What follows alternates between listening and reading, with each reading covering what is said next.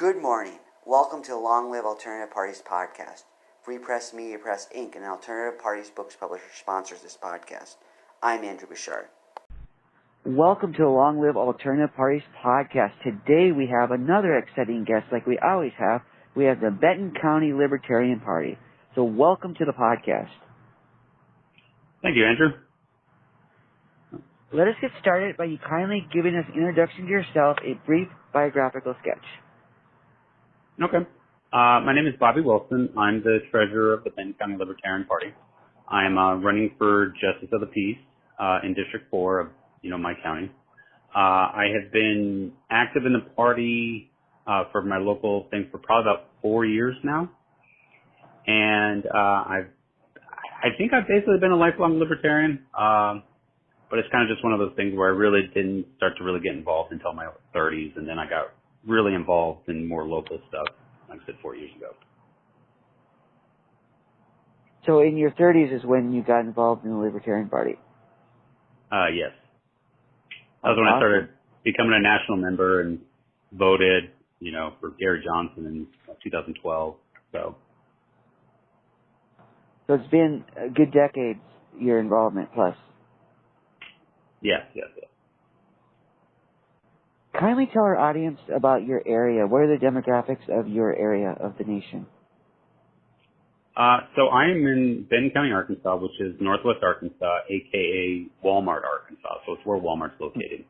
So it's this kind of a weird place. So it's pretty right-wing, pretty Republican-dominated.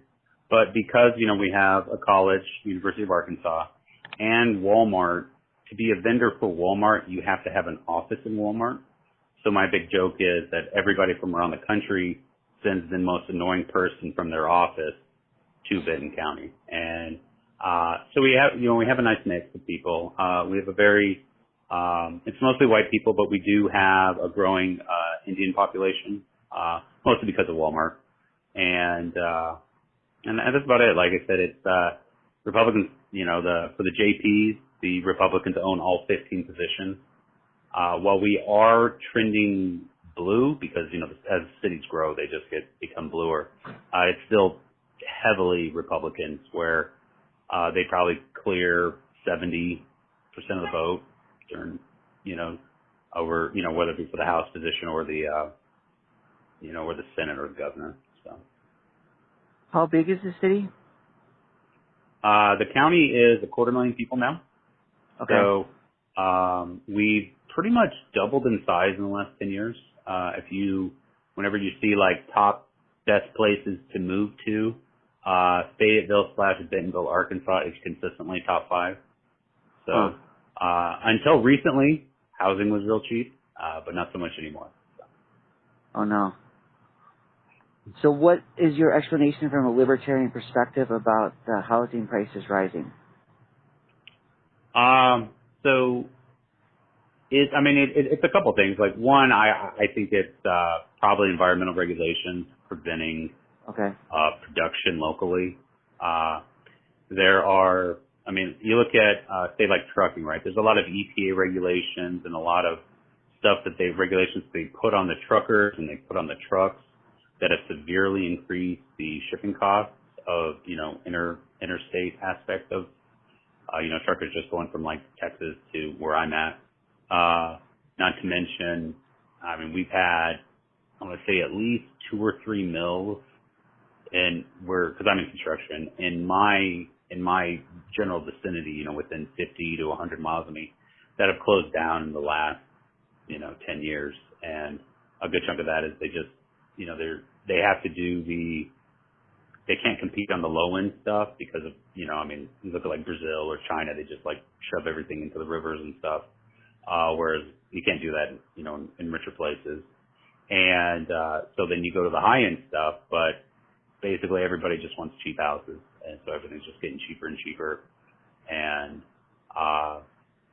that's kind of been one of the things. And then like we never slowed down during the pandemic.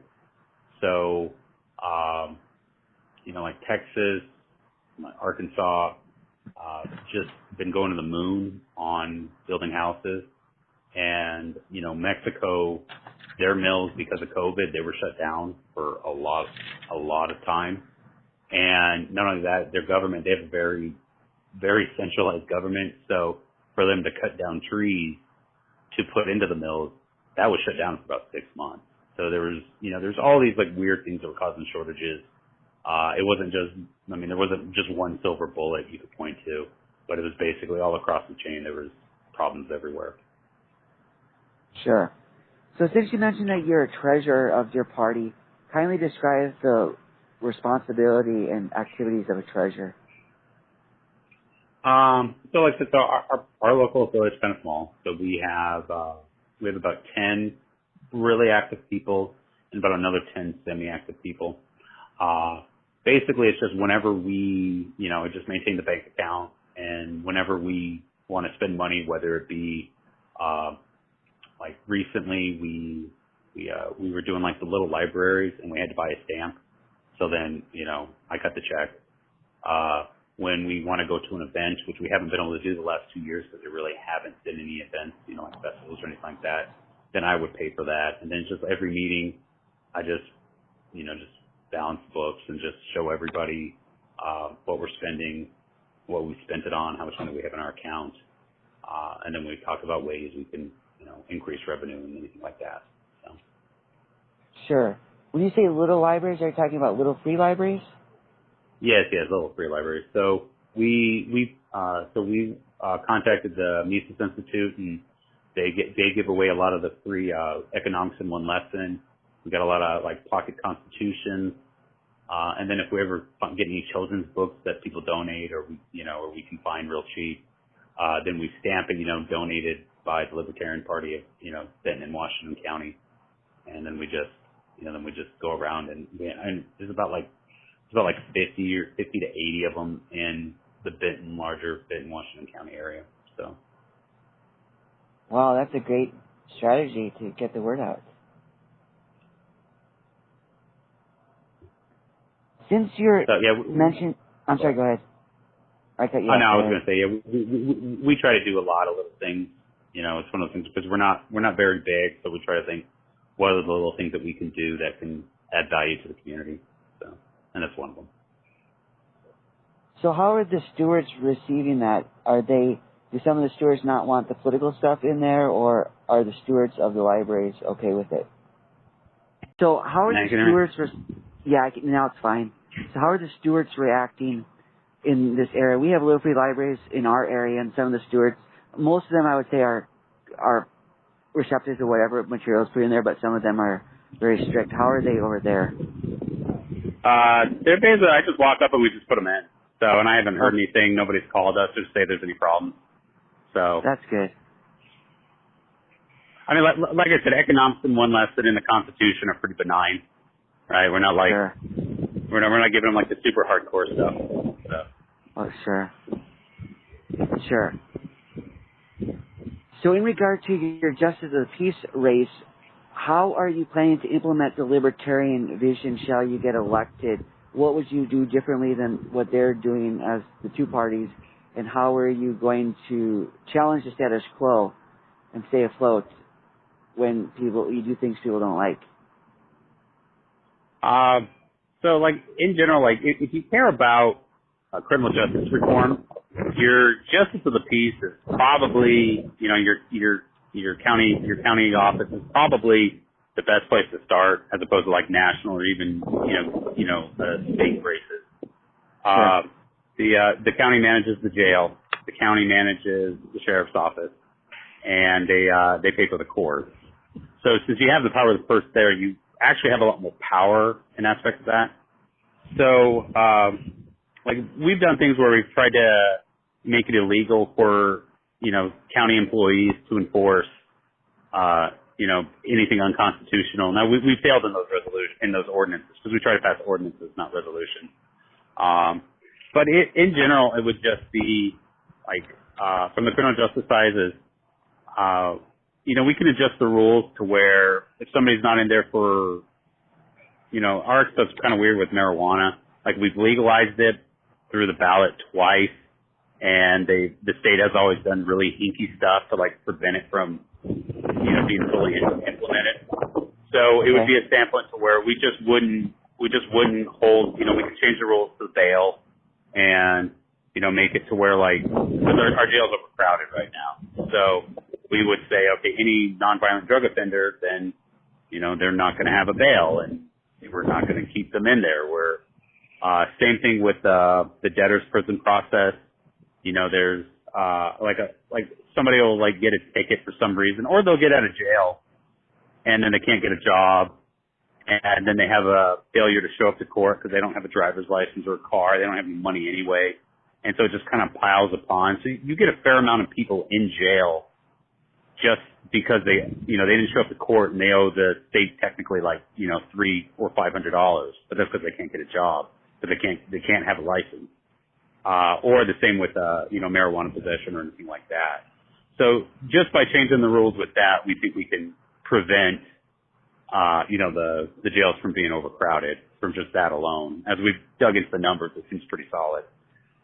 So that would be primarily where I would start is on that is, just let a lot of people out of jail that shouldn't be there and then make the system easier. I don't know, it's one of those things if you get pulled over because of failure not to have insurance, it's a mandatory court appearance. I think during COVID, we can obviously shown that we don't need mandatory court appearances. I don't see why you can't just call it up and, take care of whatever fine or ticket that they have. So there's a lot of things like that we can implement in the process to, make the justice system more humane. And then on other items, I was looking at, the county, they have a lot of requirements that require college degrees. I think we can remove those. There's just, like I said, there's all a ton of little things that they do that's just weird. Once you start getting into local government, you find it's kind of convoluted. So I'm really working to, our Benton County Libertarians, we're working to kind of untangle it and make it easier for people that don't follow what's going on to know what's happening. So. Sure. So what are the qualifications for JP in your area? You just have to be an adult without a felony and live in Benton County for a year. So there really there's, other than that, there's nothing, there's if you're running for judge, the county judge, that's the person that oversees the quorum court. That one, they say you have to have business acumen, but they don't actually define what that is. So there's actually there's no prerequisite. You could work at McDonald's and still get elected. So, oh my! So there's no law degree there's no law degree to be a judge? No. So okay, so the term for it's easy to think of the justice of the peace and the county judge. They're the county city council. So the names that apply to them are more vestigial. 'cause the county judge isn't a judge, right? And the justice of the peace isn't a justice, other than that if I win, I can marry people. Yeah.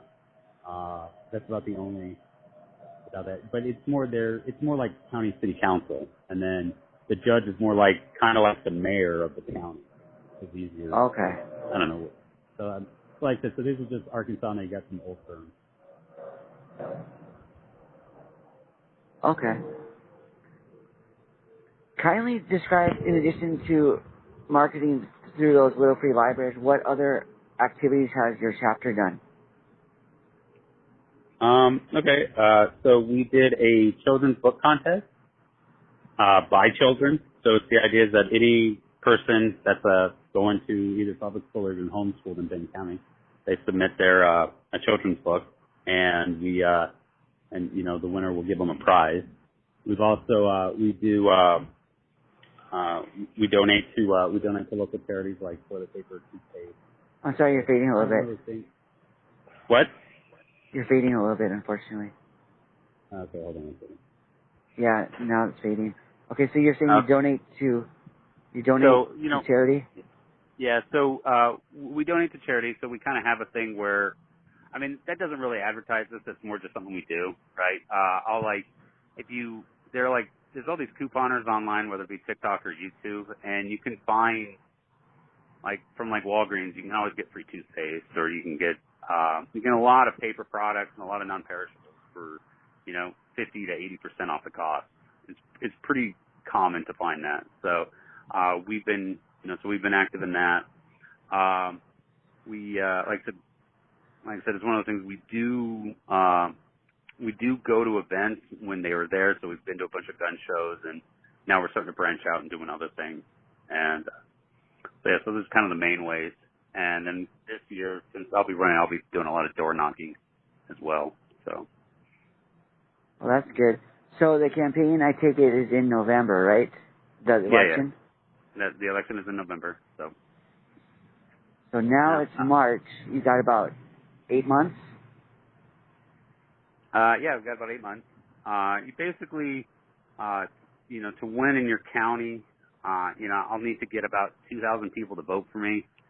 I don't know how realistic that is at this point, but, we'll see. I think people in general are tired of, in general, they're tired of the Republicans and the Democrats.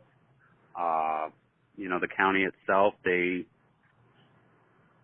really not fiscally conservative at all. They spend every dime that they get. So, it's, so I think it's just one of those things, getting the name recognition out there. We're looking to create a newsletter and actually build up our own list, so that, whether it be email or text list. So that way, because a lot of things people just don't know what's going on, right? And one of the things that we can do is, we go to the meetings. We go to the city council meetings. We go to the quorum court meetings. I was, just at one yesterday, and they try to slip through some of the most insane stuff when nobody's paying attention. So the big thing with us is we're looking to just put some sunshine on it, and then once we get people, more ready to where they can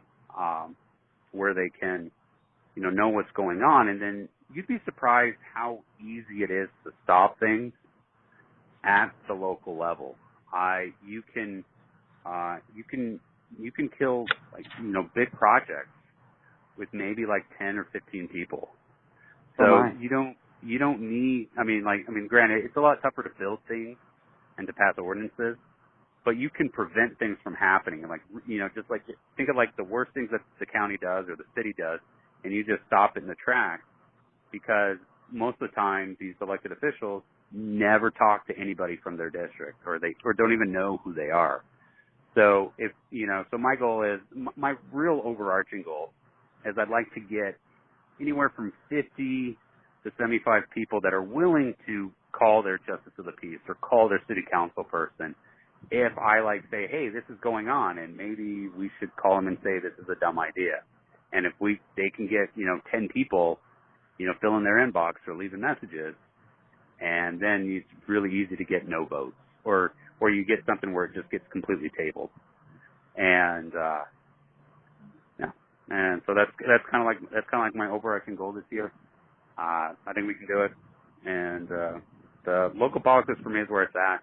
You can't, like I said, you can scream at the void at what they do in Washington with with your congressman and your president, but you'd be surprised calling up your city council person or your JP, and they will listen to you. They're highly responsive to people talking to them.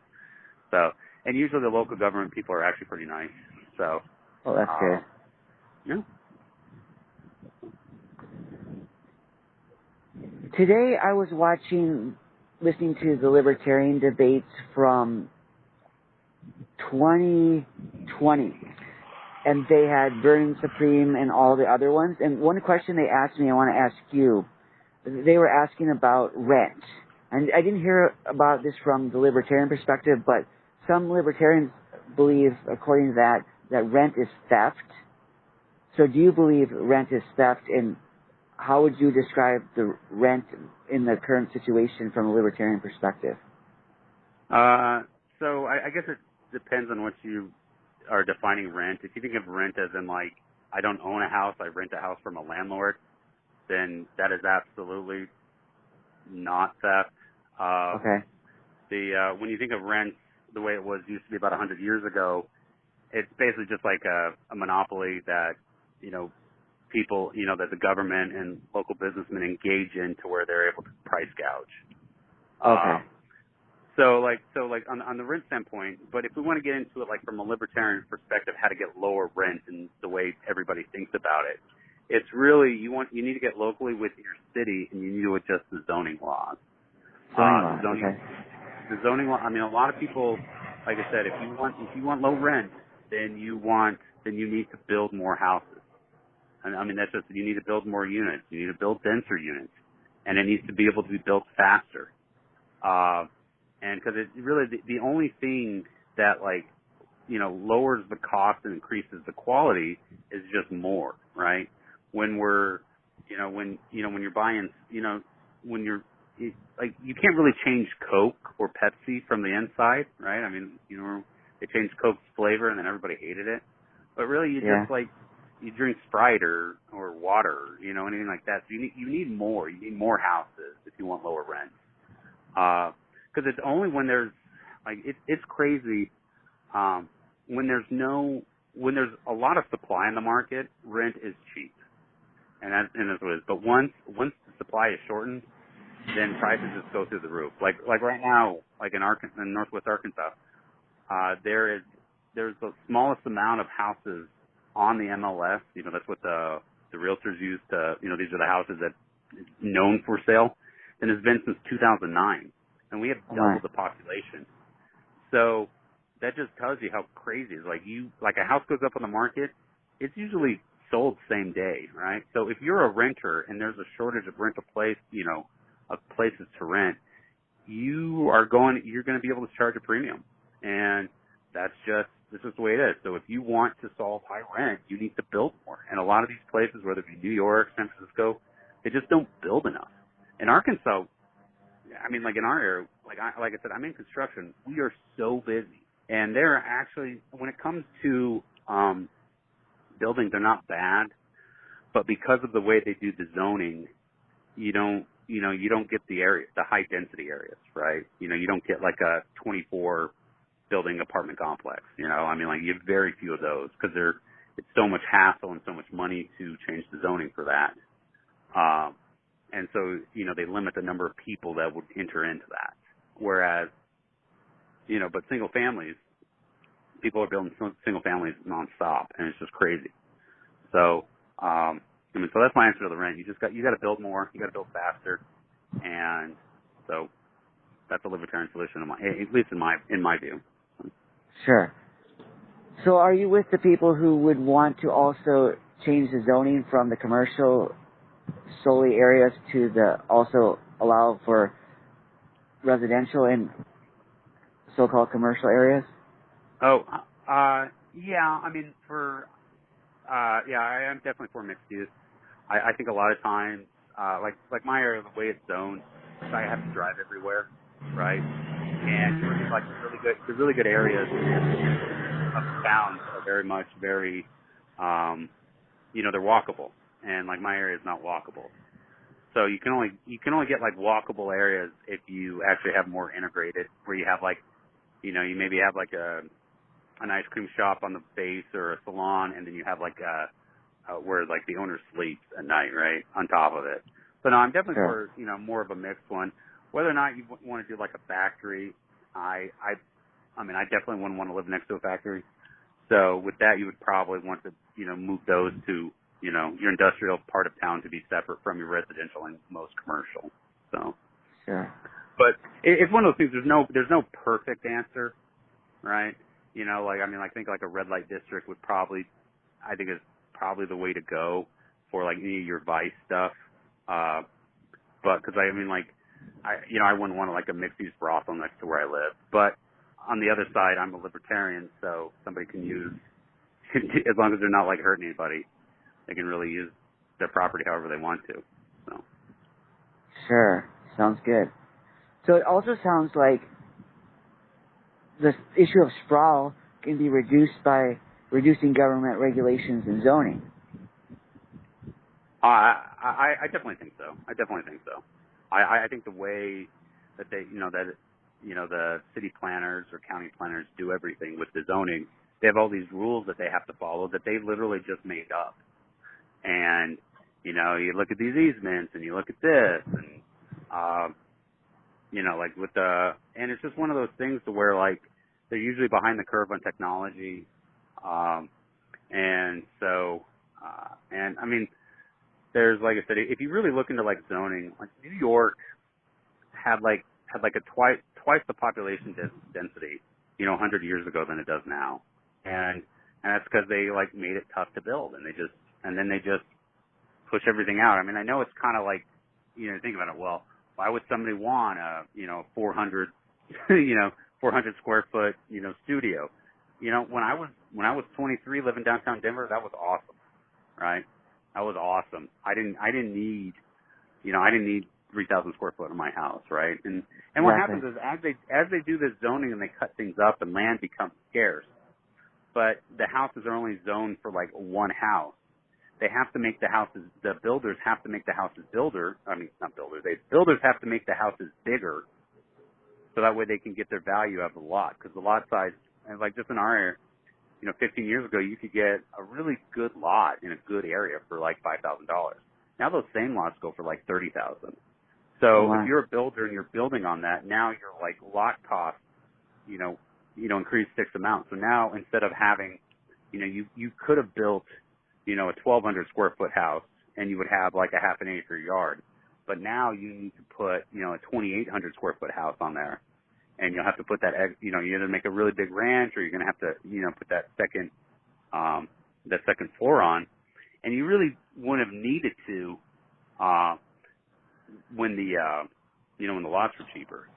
But then what happens is you run into, well, it's like now, if you had built a cheaper house, say like 20 years ago on this lot, and now you're like, oh, this, you know, these lots are going crazy because now we've built up. Now I want to build a fourplex.